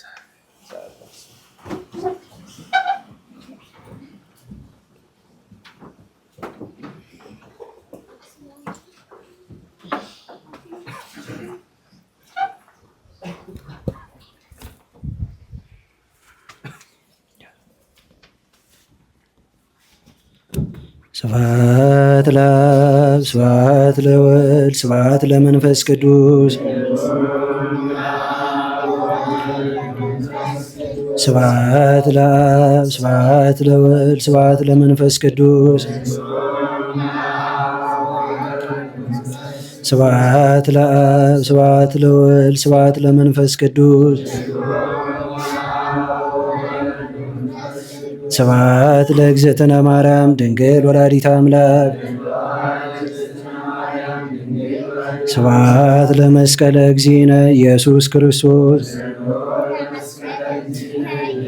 ክርስቶስ በምሕረቱ ይዘከረነ አመዳግም ምጽአቱ ያሳፍረነ ለሰቦተ ስሙ ያንቃነ ወበአምልኮቱ ያጽናነ እግዝእትነ ማርያም አይሪኪ ጸሎተነ ዋስተስሪ ኩሉ ኃጢአተነ ቅድመ መንበሩ ለእግዚእነ ለዛብላአነ ዘንተ ብእሰ ወለዛስተየነ ዘንተ ጽዋዐ ወለዘሠርዐ ለነ ሲሳየነ ዋራዘነ ወለዝታገሰ ለነ ኩሎ ኃጢአተነ ወለዘውሃበነ ሥጋሁ ቅዱሰ ወደሞ ክቡረ ወለዘአብጽሐነ እስከ ዛቲ ሰዓት እስመ ለዓለም ምሕረቱ ናብሎቱ ስብሐት ወአኮቴተ ለእግዚአብሔር ልዑል ወለወላዲቱ ድንግል ወለመስቀሉ ክቡር ይትሐኩሉ ስብሐት ለአብ ወወልድ ወመንፈስ ቅዱስ ይእዜኒ ወዘልፈኒ ወለዓለመ ዓለም አሜን። አውሎግሶን አውሎግሶን አውሎግሶን በእንተ አብ ወወልድ ወመንፈስ ቅዱስ አቀበት ለወጡ ቁልቁለት ለወረዱ ርጥብለት የሰባቸው ደረቅ ለነደደባቸው ለረዱ ለተራዱ ለዘከሩ ላዘከሩ ስመ እግዚአብሔር ስመ ማርያም ድንግል ስመ ቅዱሳን ለጥሩ እግዚአብሔር አስበ ቅዱሳን ይሰብልን። ጸሎተ እግዝእትነ ማርያም ንበል ሰላም ለኪን ዘንሰግድ ብለኪ ማርያም ምንን አስተበቋኪ ማርያና የተማይጸነብኪ በእንታና ምኪ ወያቂ ማቦኪ ማይፈረኒውም ድንግል ባረኪ ጸሎተ እግዝእትነ ማርያም ድንግል ወላዲተ አምላክ ተአቤኑ ሲል እግዚአብሔር ወተታሰይ መንፈስ በአምላክ መዳኒ እስመሬ ማማላ አመቱን አው ሚዜስ ያስተበጹኒ ኩሉ ትውልድ እስመ ገብረ ሊተ ኃይል አብያቶ ቅዱስ ስሙ ወሳይሉኒ ለትውልደ ትውልድ ለለ ይፈርቡ ግብረ ኃይል በመዝራይቱ ወዘሮም ለላቢልን ያለበው ወነሰቶም ላየላን መናብርቲሆሙ አይቢሆሙ ለተጻኑ አስገሙን በረከቱ ለሩባን ወፈነው ሙራቆሙ ለውላኑ ተወክፎ ለእስራኤል ቆሪቦ ተዘከረ ሳይሉን ዘይቤሎም ለአበዊን ለአብርሃሙ ለዘሩ እስከላለም ባረክነ ቅድስና ንጽህና እግዝእትነ ፍትነ ማይሰሪው ለሰይጣን እሙ ለመድህን ወለተ ብርሃን ኦ መዝገበ በረከት መዝገበ ቅዱሳት መዝገበ ንጽ መዝገበ ራእይ መዝገበ የዋሃት ባረክነ በእድየኪ በከመ ባረኪ ለኤፍሬም ፍቁርኪ በበረከተ ወልድኪ ወአቡ መንፈስ ቅዱስ ስብሐት ለአብ ወወልድ ወመንፈስ ቅዱስ ለዓለሙ ለዓለመ ዓለም። አፉ ያስተንፈሰ ወልሳን ያልወሰሰ ለክብረ ፍልሰት ድንግል ሶባ ቀረብ ተወዳሰ ማርያም ዘኮኝ ቅድስተ ቅዱሳን መቅደሰ በቅድሜኪ እግዝእቴ መረከብኩ ሞገሰ በየማነኪ ባረክኒ ስልሰ አድነ ወላከነ ርሰከ አበነ ኃይለ ወመዊአ ለእግዝእትከ ላእለ ነጽየ ስመከ እቀበነ ወሎዳ ሕዝብከ ወእዝራነ በኃይለ መላእክትከ ወጥረን በኩሉ ጊዜ ወበኩሉ ሰዓት በኃይለ መስቀልከ ርድእነ ወበመስቀልከ አብያዘዋነ በእንተ አብርሃም ፍቁርከ ወበእንተ ይስሐቅ ቁልከ ወበእንተ እስራኤል ቅዱስከ ተዘከር እግዚኦ ኪዳነከ ብጡነ ባን ሳህለከ መሃርኪያነ ስራይ ኃጢአተ ሕዝብከ ወመሃር ተግባረከ እግዚኦ አጥፍአነ ሐሰለከ በእንተ ማርያም ወላዲትከ ወበእንተ ዮሐንስ መጥምቅከ ወበእንተ ኩሎሙ ቅዱሳንከ ረድአነ ወትረ በኃይለ መስቀልከ ኢታስተኀፍረነ እግዚኦ በቅድሜከ እግዝእትነ ነጽሪ አብየነ ጸልይ ለነ ለደቂቅኪ ወአድኅነነ እምኩሉ ምንዳቤ ወኀዘን መዓልተ ምስሌነ ወሌሊተ መስቀልነ አንተ እግዚኦ ኢትርሐቅ እምኔነ ሀሎ ምስሌነ ረዳኤ ኩነነ ኢትግደፈነ ወኢትመንነነ አምላከ ሰላም ተራዳእነ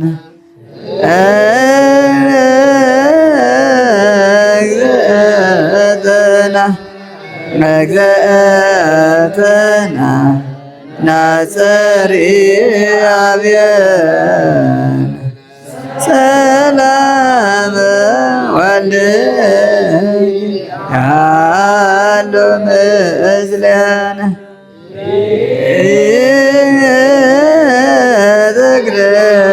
ኢትግደፈነ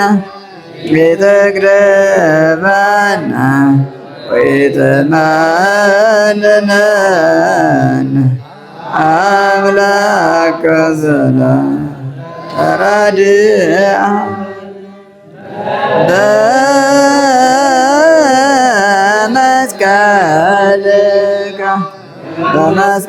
በመስቀልከ ባርከነ መርቆሬዎስ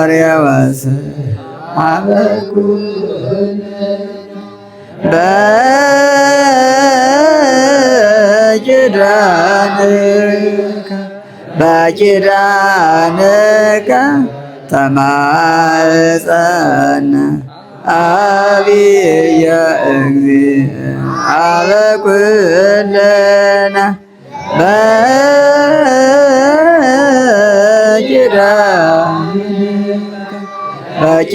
በኪዳንከ ተማፀነ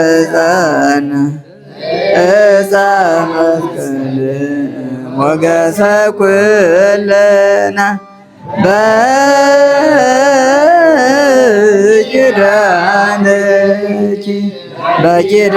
በኪዳንኪ ተማፀነ ወላዲተ አምላክ ቸሩ መድኃኔዓለም ፈጣሪያችን በሰላም አስጀምሮ በሰላም ያስፈጸመን ቅዱስ ስሙ የተመሰገነ ይሁን። የእመቤታችን ወላዲተ አምላክ ጣዕመ ፍቅሯን የቅዱሳንን በረከት ያሳደረብን። ከታዘዘ መቅሰፍት ከነደደ እሳት ከዕለት እኪት ከዘመነ መንሱት ከግራ ቁመት ያድነን። ብርሃነ ትንሣኤውን በቸርነቱ ይግለጽልን። ጦሞ ለማበረከት ያብቃን። ተረፈ ዘመኑን ተረፈ ጦሙን ተረፈ ክረምቱን ይባርክልን። ዝናሙን ለምሕረት ጠሉን ለበረከት ያደርግልን። የሞቱ ወገኖቻችን ነፍሳቸውን ያጽድቅልን። ይልቁኑ የመምህራችን የገብረ ኪዳን ወንድማችን ፍቅረ ሥላሴ ሌሎችን ነፍስ በአብርሃም በይስሐቅ በያዕቆብ አጠገብ ያኖርልን። አስቡን አትርሱ የሚሉ ወገኖቻችን ሁሉ በይቅርታው ያስብልን። ሰላም በዋለን ቸርነቱ ሰላም እንዲያሳድረን ቅዱስ ስሙን አቡነ ዘበሰማያት ብለን እንጥራም። ይትቀደስ ስምከ ትምጻእ መንግሥትከ ወይኩን ፈቃድከ በከመ በሰማይ ከማሁ በምድር ሀበነ ዮም ህድግ ለነ አበሳነ ወጌጋየነ ከመ ንሕነኒ ንህድግ ለዘአበሰ ለነ ኢታብአነ እግዚኦ ውስተ አላ አድኅነነ ወባልሐነም ኩሉ ኩይስ መዚአከ ይእቲ መንግሥት ኃይል ወስብሐት በሰላመ ቅዱስ ገብርኤል መልአክ ወእግዝእቴ ማርያም ሰላም ለኪ ድንግል በኅሊናኪ ወድንግል እመእግዚአብሔር ጸባኦት ሰላም ለኪ ቡርክት አንቲ እምአንስት ወቡሩክ ፍሬ ከርሥኪ ተፈሥሒ ፍሥሕት ኦ ምልዕተ ጸጋ እግዚአብሔር ምስሌኪ ሰአሊ ወጸልዪ ለነ ምሕረተ ኢየሱስ ክርስቶስ ከመ ይስረይ ለነ ኃጣውኢነ ተማኅፀነ ብኪ ስብሐት ለአብ ስብሐት ለወልድ ስብሐት ለመንፈስ ቅዱስ ይእዜኒ ወዘልፈኒ ወለዓለመ ዓለም አሜን።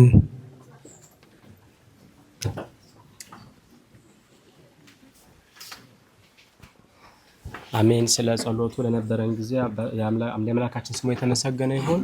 ላስተማሩ ለመምህራችን እግዚአብሔር ይስጥልን፣ ቃለ ሕይወት ቃለ በረከትን ያሰማልን፣ የአገልግሎት ዘመናቸውን ያርዝምልን። አንድ መዝሙርን ዘምርና ጉባኤያችን እንፈጽማለን። ንጽሕተ ንጹሐን የሚለውን መዝሙር በእግዚአብሔር ስም አምነን እንዘምር።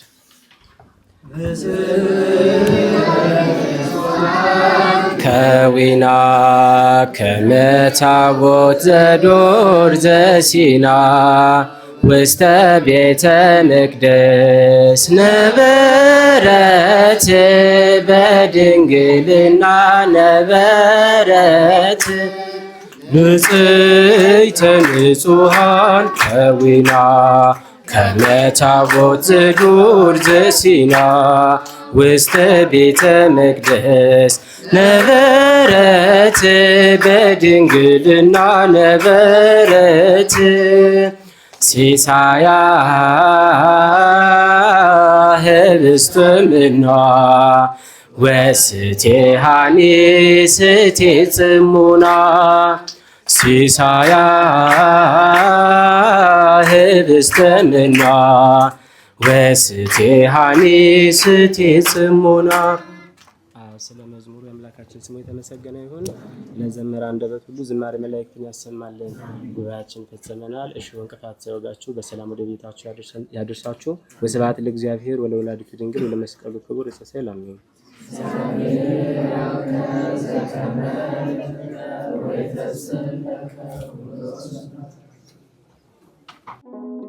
Thank you.